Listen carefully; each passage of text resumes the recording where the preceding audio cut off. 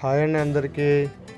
Blouse side stitching వేస్తాం కదా, అది స్ట్రేట్గా ఎలా వేసుకోవాలో నేను చూపిస్తున్నాను చూడండి. ఎప్పుడు కూడా మనం ఆ లైన్ అనేది చాలా స్ట్రేట్గా ఉండాలి, అప్పుడే బ్లౌజ్ పర్ఫెక్ట్గా ఫిట్టింగ్ అనేది వస్తుంది. మనకు ఎక్కువ తక్కువ అంటే మనం వేసుకునేటప్పుడు కొంచెం వంకరగా కొంచెం టింకర్గా వేయకూడదు. డైరెక్ట్గా ఒకే స్ట్రేట్ లైన్ కుట్టు ఒకేలాగా వచ్చేలాగా చూసుకొని, అది ఎలాగా వస్తుంది అంటే ముందు బ్లౌజ్ కటింగ్లోనే ఉంటుంది. కటింగ్లో పర్ఫెక్ట్గా కటింగ్ వస్తే ఇక్కడ కూడా నీట్గా స్ట్రేట్గా కుట్టు అనేది వస్తుంది. కటింగ్లో తేడా జరిగితే ఇక్కడ కూడా అలాగే తేడా జరుగుతుంది. చూసారు కదా ఎలా నీట్గా వస్తుందో. నేను 3 కుట్లు అనేది వేసుకున్నాను. ఆ 3 కుట్లు కూడా పాదం వరుసతో కలుపుకొని 3 కుట్లు అనేది వేసాను.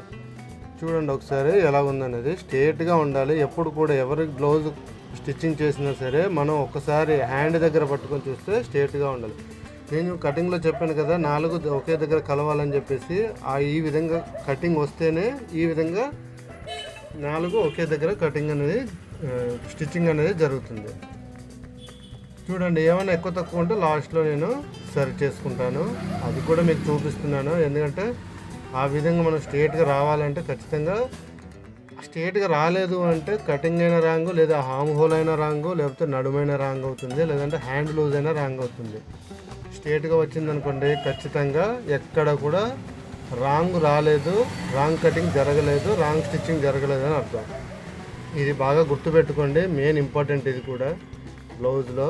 చూడండి నేను ఇప్పుడు స్కేల్ పెట్టి కూడా చూపిస్తాను. ఎక్కడ కూడా చిన్న వంకర టింకర కూడా ఉండదు. ఈ విధంగా స్టిచ్ చేయడం నేర్చుకోండి.